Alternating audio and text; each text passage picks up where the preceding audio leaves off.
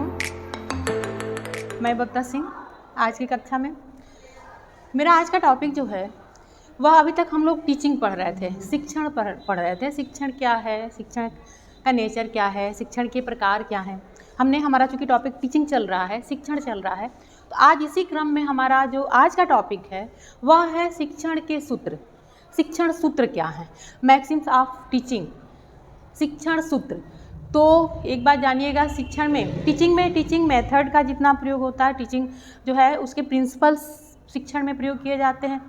शिक्षण एक प्रकार की ऐसी जटिल क्रिया है जिसको में सूत्रों का, विधियों का, प्रविधियों का, सिद्धांतों का, इन सभी चीज़ों का प्रयोग करके उस शिक्षण को प्रभावी बनाने का कोशिश शिक्षक करता है।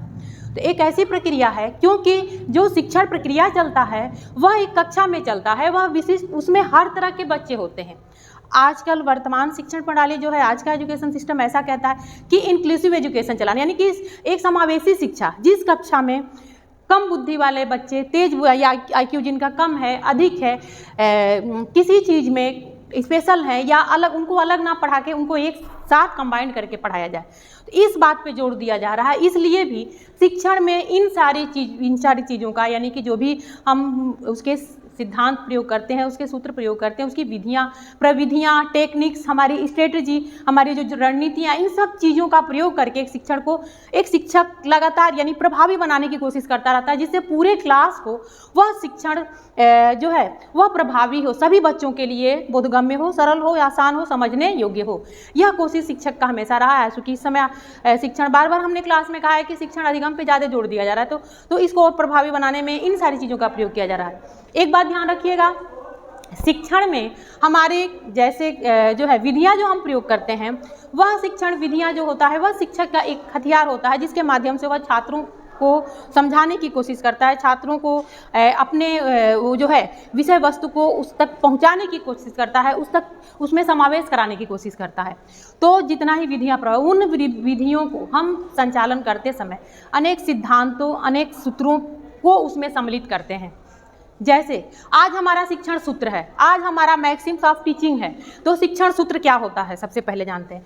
शिक्षण सूत्र जो होता है, यह सूत्र छात्रों के मनोवैज्ञानिक सिद्धांत पर आधारित होता है। किस पे? छात्रों के सीखने पर इस सूत्र का प्रयोग करते हैं। दूसरी बात, इसमें शिक्षक और छात्र दोनों के लिए कारगर होता है। और शिक्षक कक्षा में शिक्षण कैसे करे, कब करे, उसको किस क्रम से करे, इन सब चीज़ों का प्रयोग करते समय शिक्षक करते करते कोई ना कोई एक अनुभव के दौरान, यानी कि हम जो कक्षा में प्रयोग करते हैं समय परिस्थितियों के अनुसार उसमें परिवर्तन भी करते हैं। उसको किस क्रम में करना है यह डिपेंड करता है कि हमारा सीखने वाला यानी अधिगमकर्ता कैसा है, वह किस तरह से सीख सकता है। तो इसीलिए शिक्षण सूत्रों का प्रयोग हम छात्रों के मनोविज्ञान को ध्यान में रखते हुए करते हैं, और इसका प्रयोग एक शिक्षक अपने अनुभव के अनुसार जो व्यवहार में लाता है, यानी शिक्षण विधियों में समावेश करता है, वह शिक्षक अपने अनुभव के अनुसार छात्रों को समझाने हेतु कहाँ, कैसे, कब, किस तरह से छात्रों को परिस्थितियाँ या कठिनाइयाँ महसूस हो रही है, वहाँ उस तरह के वह सूत्रों का प्रयोग करता है, उस तरह के सिद्धांतों का प्रयोग करता है।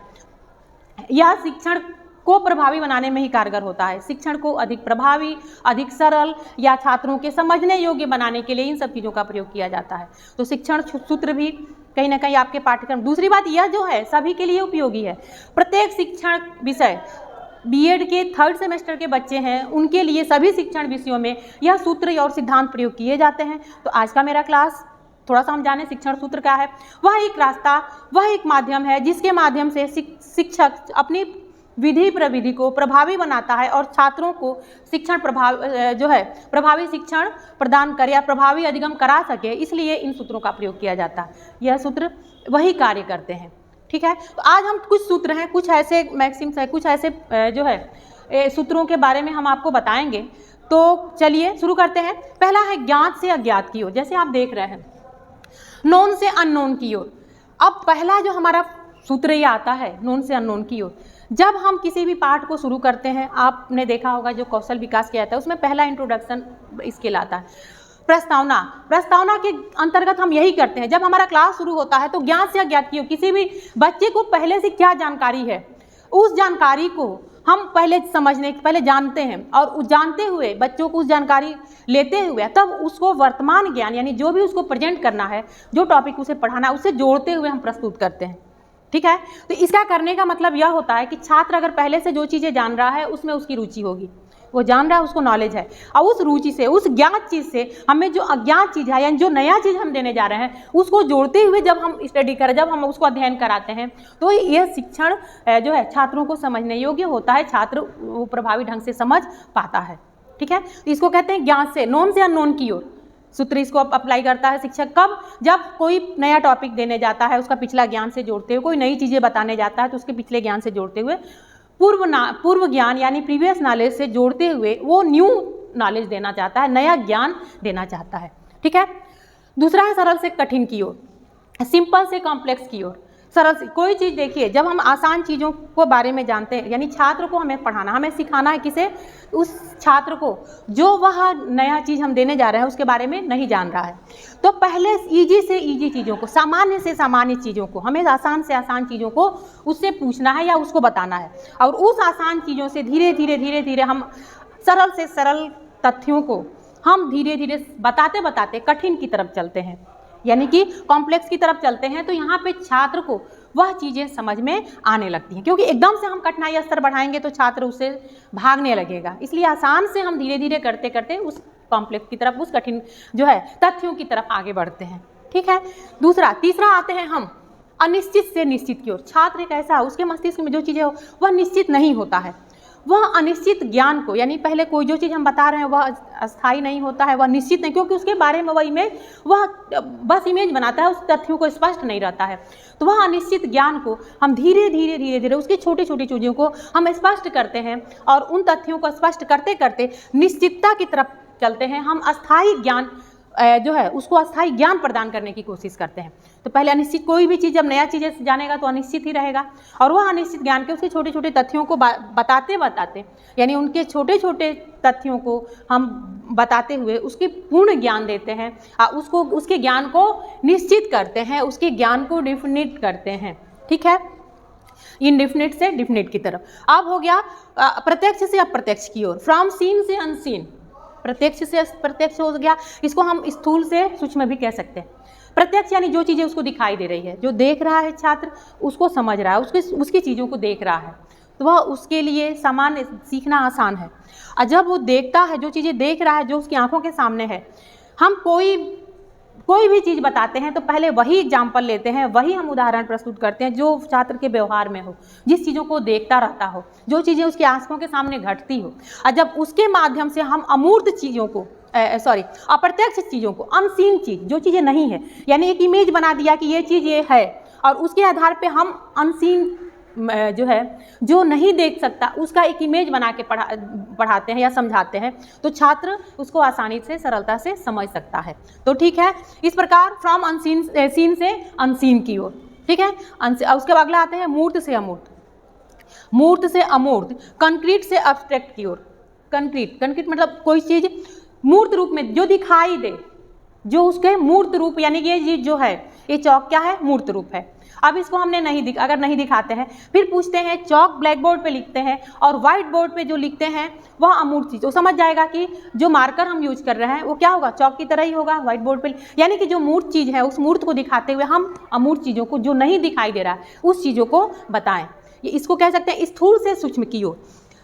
ठीक है, कंक्रीट वह होता है जो दिखाई दे, जो हमें दिखे, स्थूल रूप में दिखे, जो मूर्त रूप में दिखे, उन मूर्त चीज़ों को बताते हुए हम वह ज्ञान जो हमें ना प्रत्यक्ष ना हो, जो हमारे सामने ना हो, उस ज्ञान के बारे में भी हम बताते हैं। तो छात्र इस तरह से इन सूत्रों का प्रयोग हम करते हैं, तो छात्र विषय को, तथ्य को आसानी से समझ सकता है।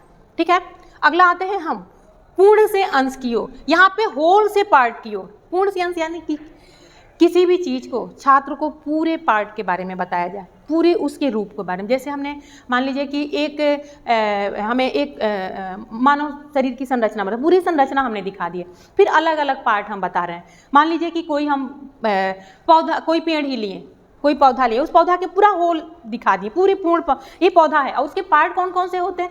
इस तरह से जब पूरे होल हम वो आइटम दिखाते हैं या चीज़ें दिखाते हैं या फिर पूरी चीज़ों को बता के तब उसके अंश, तब छोटे छोटे पार्टों को क्लियर करते हैं, उसको बताते हैं, तो छात्र की इमेज में वह होल पार्ट, वो होल पूरा बन जाता है, पूर्ण जो है वह इमेज बन जाता है। उसके बाद के उसके छोटी छोटी पार्टों को समझाने में आसानी होती है, वह समझ सकता है।